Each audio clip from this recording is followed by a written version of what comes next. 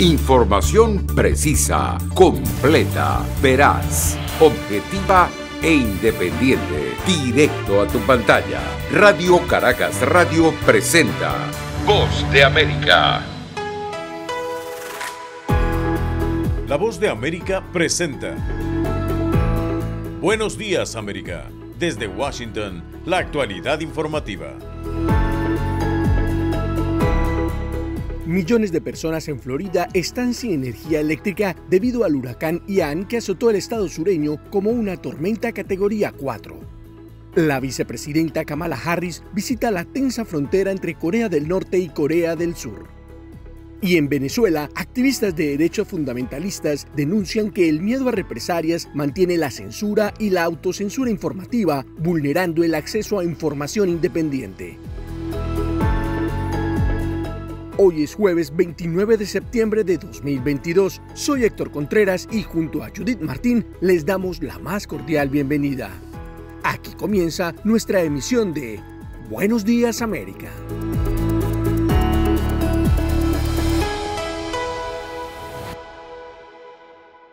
El huracán Ian deja atrapados y apagones en Florida tras inundar gran parte del estado del sur de Estados Unidos, informa Luis Alberto Facal. El huracán Ian dejó un rastro de destrucción a su paso por el suroeste de Florida.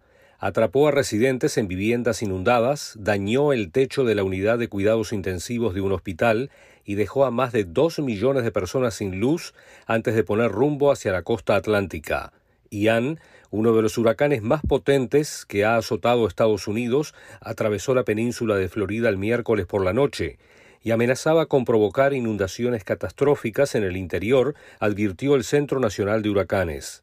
Se espera que Ian emerja sobre las aguas del Océano Atlántico más tarde el jueves y que los intensos aguaceros que puedan dejar inundaciones continúen sobre el centro y el norte de Florida. En Port Charlotte, en la costa oeste de Florida, sobre el Golfo de México, la marejada ciclónica inundó la sala de urgencias de un hospital situada en la planta baja del edificio. En el cercano Fort Myers, las autoridades recibieron llamadas de personas atrapadas en viviendas anegadas o de familiares preocupados. En las redes sociales se publicaron súplicas de rescate, algunas de ellas con videos que mostraban cómo el agua, cubierta de escombros, se aproximaba a las cornisas de las casas. El huracán convirtió las calles en ríos y derribó árboles en su avance por el suroeste de Florida el miércoles, con vientos de 241 kilómetros por hora y un muro de marejadas ciclónicas. Cuando tocó tierra, Ian era una tormenta de categoría 4 y por la fuerza de sus vientos fue la quinta más potente en la historia de Estados Unidos. Hasta el miércoles en la noche, en Estados Unidos, no se habían reportado muertes causadas por el meteoro. Los gobernadores de Carolina del Sur, Carolina del Norte, Georgia y Virginia declararon el estado de emergencia de forma preventiva. Los meteorólogos prevén que Ian llegue a esas regiones convertido en una tormenta tropical que podría causar inundaciones durante el fin de semana. Luis Alberto Facal, Voz de América, Washington. Por otra parte, millones de hogares en la Florida quedaron afectados por el fuerte impacto del huracán Ian que causó inundaciones, destrozos y apagones.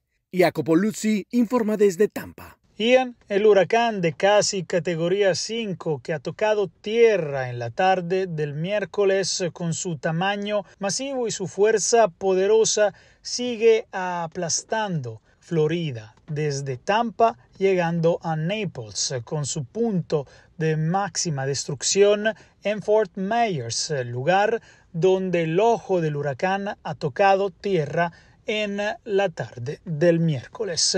Hablamos de 2 millones de personas que se encuentran sin electricidad, daños por millones de dólares y un fenómeno que el gobernador de Florida, Ron DeSantis, ha definido como un monstruo que causará daños catastróficos a la población de Florida. A pesar de la masiva evacuación, a pesar de las medidas, se señalan personas que necesitaron socorro con los socorristas que trataron, por ejemplo, en Fort Myers Beach, de salvar a estas personas con los barcos. Hablamos de mareadas, el agua que llegó al entrotierra de Fort Myers, mientras Ian sigue con su trayectoria lenta. Llegará a Orlando en la madrugada del jueves. Está tocando también Tampa con sus ráfagas que superan los 250 kilómetros por hora y su fuerte lluvia que no para. Desde Tampa, Jacopo Luzzi, Voz de América. En medio de un incremento de las tensiones en la región del Indo-Pacífico, la vicepresidenta Kamala Harris continúa su gira por Asia y el jueves visitó la fortificada zona desmilitarizada que divide Corea del Sur y Corea del Norte, convirtiéndose en la primera visita oficial de la administración Biden en este enclave. Durante su estancia en el continente asiático, la vicemandataria estadounidense afianzó los lazos diplomáticos entre Estados Unidos y sus principales socios en la región, como Japón y Corea del Sur, mientras que China trata de aumentar su influencia en el continente. La llegada de Kamala Harris a Seúl se produce tan solo un día después de que desde Pyongyang, en la capital de Corea del Norte, decidieran disparar misiles balísticos. Unas pruebas que han ido en aumento en las últimas semanas y que suponen una seria amenaza para la región. Mientras tanto, la vicepresidenta estadounidense y el presidente surcoreano Yoon Suk-yeol condenaron estos ensayos armamentísticos, así como la repetida retórica nuclear provocativa de Corea del Norte. La vicepresidenta estadounidense aseguró que la alianza entre Washington y Seúl supone un eje de seguridad y prosperidad en la península de Corea. Además, y ante el riesgo de una hipotética escalada militar, los mandatarios elaboraron una respuesta alineada que podría incluir la cooperación trilateral con Japón. Corea del Sur es la última parada de una gira asiática en la que Kamala Harris asistió al funeral de Estado de Shinzo Abe, el ex primer ministro nipón, y donde además aprovechó para fortalecer las relaciones con sus aliados en la región. Judith Martín Rodríguez, Voz de América.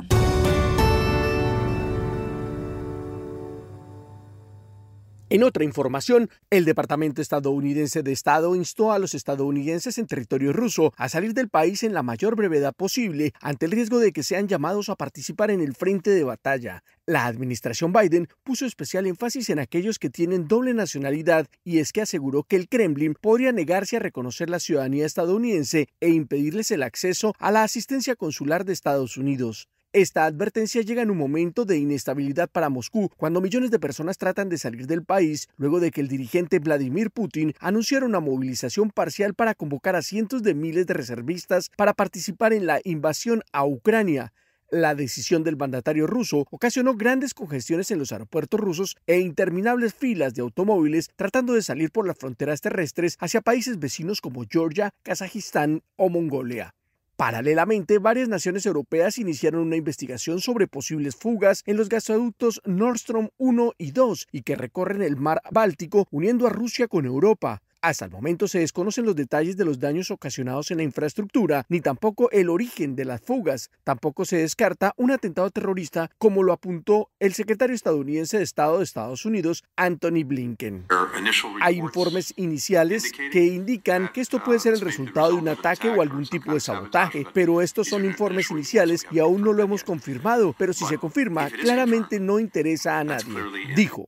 Por su parte, el presidente de Ucrania, Volodymyr Zelensky, dijo ante un Consejo de Seguridad de las Naciones Unidas que Rusia debería ser aislada de la comunidad internacional por los falsos referéndums que celebraron en su país. A través de un comunicado, el mandatario ucraniano dijo textualmente: "Este es un intento de robar el territorio de otro estado y de borrar las normas del derecho internacional". Continuamos con la actualidad. El temor a las represalias ha incrementado la censura y la autocensura en Venezuela, donde el derecho a la información pública se ha visto vulnerado, advierten activistas de derechos fundamentales. Carolina Alcalde tiene los detalles. El ecosistema venezolano ha profundizado las estrategias de adaptación a un contexto represivo y se ha instrumentalizado el miedo, lo que genera la censura, asegura Marianela Balbi, directora del Instituto Prensa y Sociedad IPIS, organización que trabaja en pro del acceso a la información y la libertad de prensa. Y es ese miedo a expresarse que ha llevado a que justamente se imponga la censura, la autocensura, porque está haciendo efecto esa amenaza latente y permanente de violencia en contra de las voces críticas. La situación, asegura Balbi, se traduce en una evasión informativa que aumenta con cada vez mayor preocupación y además se refiere a las restricciones relacionadas con el acceso a la información pública. Los periodistas entonces tienen que estar permanentemente trabajando, haciendo solicitudes formales de información que no son respondidas por el Estado. Así lo han denunciado organizaciones, medios independientes. Nosotros mismos hicimos un monitoreo de solicitudes de información que no son respondidas en ninguno de los casos. Hay una falta de transparencia activa en el sentido de que no hay una actualización de las páginas de las instituciones públicas donde están obligados a darle al ciudadano la información y los datos de los ámbitos del ejercicio público. En sus recientes informes, la ex alta comisionada para Derechos Humanos de la ONU, Michelle Bachelet, expresó preocupación por las restricciones al espacio cívico y en particular por la estigmatización, la criminalización y las amenazas contra las voces disidentes en Venezuela. Carolina Alcalde, Voz de América, Caracas. Las noticias siguen. Casi un centenar de defensores ambientales en Honduras sufren constantes coacciones, según informó la Oficina del Alto Comisionado de las Naciones Unidas en el país. Óscar Ortiz tiene el reporte. En lo que va de año, son 3 los asesinatos en contra de los defensores del medio ambiente en Honduras, que además ha sido catalogado como uno de los países de Centroamérica más mortífero para esa actividad, según documentaron informes de Amnistía Internacional. Entre los últimos asesinados figuran Pablo Isabel Hernández y Melvin Giovanni Mejía, ambos líderes indígenas y defensores de los derechos humanos y del territorio hondureño.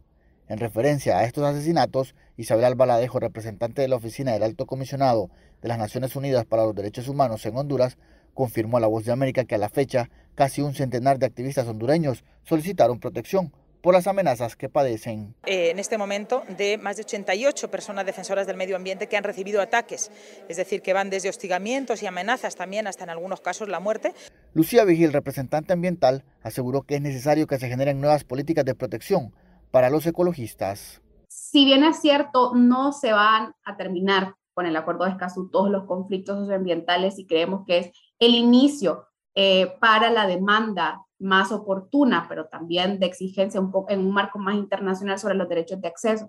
Y tercero, sienta foco para que realmente Honduras armonice políticas regionales e internacionales con otros países. Es decir, y ayer mismo nos decía un jurista en Uruguay. La organización Global Witness contabiliza el asesinato de al menos 120 ambientalistas hondureños desde el año 2010, de los cuales muchos casos todavía permanecen en la impunidad. Óscar Ortiz, Voz de América, Honduras.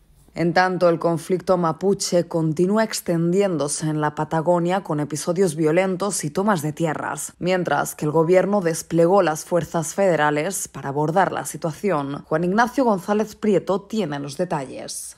Un informe de peritos de la Gendarmería Nacional Argentina confirmó que un grupo de personas que aseguran tener vinculaciones a agrupaciones mapuches incendiaron un puesto de control en la localidad de Villa Mascardi y desde hace varios meses atacan a pobladores y ocupan ilegalmente tierras privadas y del Estado, tales como parques nacionales. El propietario del campo tomado, Luis Dates, señaló que la situación es de extremo peligro y que no respetan ninguna ley. Es un grupo de delincuentes que viene usurpando y asolando la zona desde hace 4 años. La propiedad atacada se encuentra ubicada en la misma zona que la toma ilegal que mantiene la comunidad Lof Lauken Winkul Mapu. El auditor general de la Nación, Miguel Ángel Pichetto, aseguró que es necesario resolver el conflicto cuanto antes. En realidad el manual tiene mucho de lo que es las Fuerzas Armadas Revolucionarias de Colombia, la FARC, Sendero Luminoso, digamos. El atentado se reivindica además como una acción de tipo militar. Desde los movimientos mapuches afirman que su reclamo es justo y quieren recuperar lo que les fue arrebatado, señaló un portavoz del grupo indígena que no quiso revelar su identidad. Hoy arrancamos con 1.222 hectáreas, pero a medida que esta comunidad siga creciendo, nosotros vamos a seguir avanzando hasta la expulsión de los grandes capitalistas. Mientras, el ministro de Seguridad de la Nación, Aníbal Fernández, remarcó que enviaron un comando conjunto de fuerzas para resolver el conflicto y aseguró que el gobierno no avala a estas agrupaciones, pese a las acusaciones de la oposición. El presidente habló con la gobernadora. Nosotros insistimos mucho en que quiten por favor ese mote del terrorismo, que no existe tal cosa. Juan Ignacio González Prieto, Buenos Aires. Las noticias siguen en La Voz de América. La administración Biden mantiene la misma cuota de refugiados para el próximo año, pese a las presiones de cientos de activistas que buscan ampliar el programa frente a la crisis de refugiados que sufre el mundo. Jaime Moreno tiene el reporte. Estados Unidos acogerá hasta 125.000 refugiados en el próximo año presupuestario, una cuota que no varía de la establecida en la actualidad. Así lo determinó el presidente Joe Biden en la firma de la determinación presidencial sobre admisiones de refugiados para el año fiscal 2023. El mandatario estadounidense detalló que el país podrá recibir hasta 15.000 refugiados de América Latina y el Caribe, 40.000 de África, 50.000 del sur de Asia y del Asia Oriental, mientras que de Europa y Asia Central podrán acoger hasta 15.000 refugiados. Con respecto a este año, la única región que recibió un aumento en la cifra máxima de refugiados fue para las personas que vienen de Europa y Asia Central, con el objetivo de acoger a más refugiados que huyen de la guerra en Ucrania. Organizaciones defensoras de los derechos de aquellos que buscan asilo sostienen que la administración Biden debe actuar ahora para mejorar el programa, tal y como lo indicó Kirsh O'Hara Bignaharat, directora del Servicio Luterano de Inmigración y Refugiados, quien aseguró que es necesario acelerar y agilizar la tramitación en el extranjero de las solicitudes de refugio si quiere que este programa que salva vidas siga relevante en medio de una crisis mundial de desplazamientos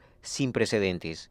Lo cierto es que son múltiples las causas que obligan a millones de personas a desplazarse de forma forzosa y buscar un futuro próspero más allá de sus fronteras. Guerras, hambrunas, efectos del cambio climático y gobiernos opresores son algunos de los motivos que han propiciado una situación alarmante a nivel internacional, según alertan desde la Organización de las Naciones Unidas.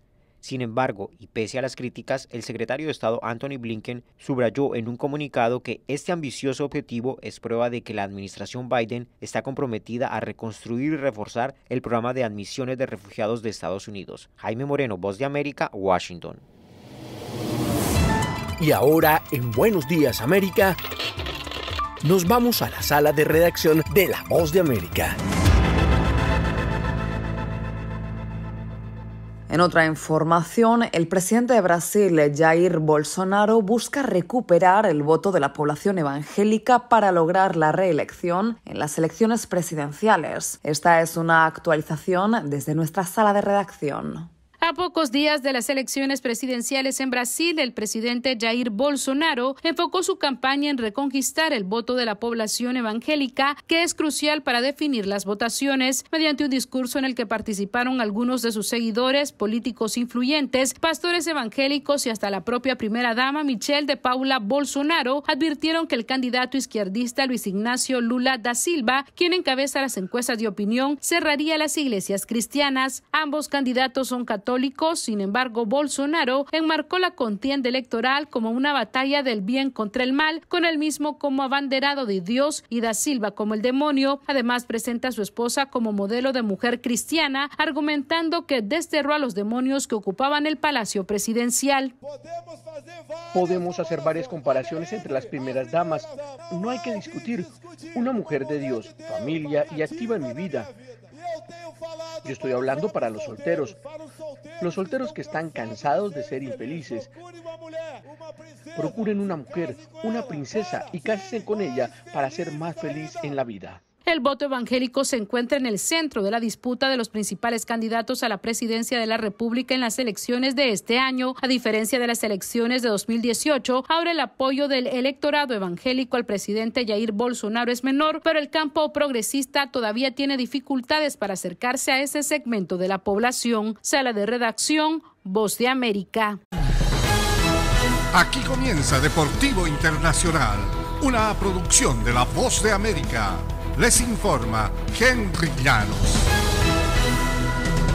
En el béisbol de Grandes Ligas, Aaron Judge se había ido sin jonrón en 7 juegos. Eran 34 apariciones en la caja de bateo en que los fanáticos habían guardado un silencio sepulcral y habían apuntado sus cámaras hacia el bateador de los Yankees para captar un momento histórico que no llegaba. La espera terminó y no solo marcó un hito para el toletero, sino que condujo a los Yankees hacia otro triunfo. Judge empató el récord de 61 vuelas cercas en una temporada de Liga Americana establecido por Roger Maris al conectar un jonrón por Nueva York que venció el miércoles 8-3 a los Azulejos de Toronto. El toletero de 30 años reconoció que tuvo que hacer un esfuerzo para dejar de distraerse con el récord y concentrarse en su turno al bateo. Hay nuevo récord en el béisbol de Grandes Ligas. Y la Federación Mexicana de Fútbol condenó el miércoles que un grupo de aficionados haya lanzado objetos hacia el técnico Gerardo Martino cuando abandonaba la cancha del Levi's Stadium de Santa Clara tras el partido disputado la víspera. Martino, entrenador de la selección mexicana, caminaba junto con miembros de su cuerpo técnico hacia el túnel que lleva a los vestuarios luego de la derrota por 3-2 ante Colombia. Desde el graderío cayeron líquidos y objetos, un vaso rebotó en la mano de una persona sin que quedara claro quién era o si alcanzó a impactar al Tata Martino. En tanto, otros aficionados abucheaban y coreaban "fuera Tata", descontentos por el resultado. La imagen no se pudo observar de inmediato en la transmisión de televisión, sino que apareció en un video posterior de la cadena TV Azteca. La Federación condena esta reproducción. Henry Llanos, Voz de América, Washington. En octubre estará listo el reporte policial definitivo sobre el incidente en el que falleció la cineasta Halyna Hutchins durante la filmación de la película Rust el año pasado. La fiscal Mary Carmack del estado de Nuevo México, donde se filmaba la película, dijo que el actor Alec Baldwin estaría entre un grupo de 4 personas que pudieran ser acusadas formalmente en el caso si el informe policial así lo determina. Los investigadores del caso llevan meses centrados en las personas que de alguna u otra manera manipularon el arma que Alec Baldwin disparó durante un ensayo de la filmación en el que murió Hutchins y el director de la película, Joel Souza, resultó herido. Baldwin ha negado cualquier tipo de responsabilidad en la muerte de la cineasta. Su abogado dejó claro que no hay que asumir que el actor va a ser acusado formalmente. Como dijimos, el informe policial final saldrá a la luz en octubre.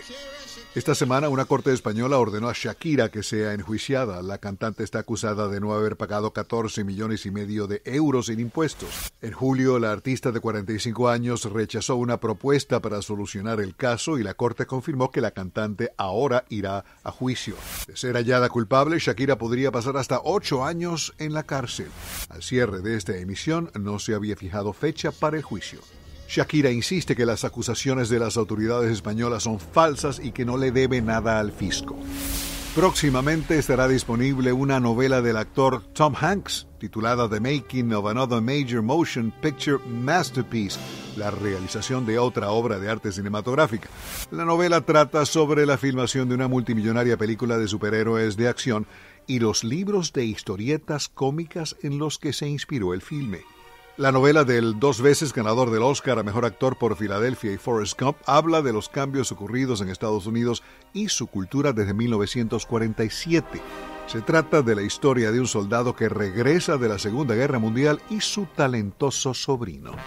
1966, la versión instrumental que Herb Alpert y Tijuana Brass hacen del tema A Taste of Honey llega al primer lugar de la cartelera Easy Listening y al puesto 7 de la Hot 100 de la revista Billboard. La canción fue escrita por Bobby Scott y el actor estadounidense Rick Marlowe para la versión que Broadway hizo de una obra de teatro británica varios años antes. Herb Alpert y Tijuana Brass grabaron el tema para su álbum Whipped Cream y Other Delights. La grabación ganó 4 premios Grammy, incluido Disco del Año. A Taste of Honey también ha sido interpretado o grabado por los Beatles, Barbra Streisand, Bobby Darin, los Hollies y las Tentaciones. Otras legendarias grabaciones de Herb Alpert son Spanish Flea, Tijuana Taxi y la música de la película Casino Royale. Alejandro Escalona, Voz de América.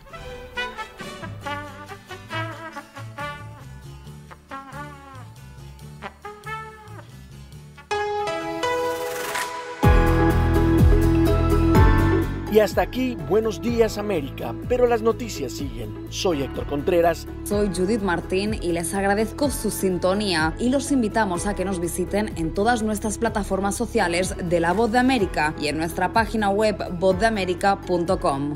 Hasta nuestra próxima emisión.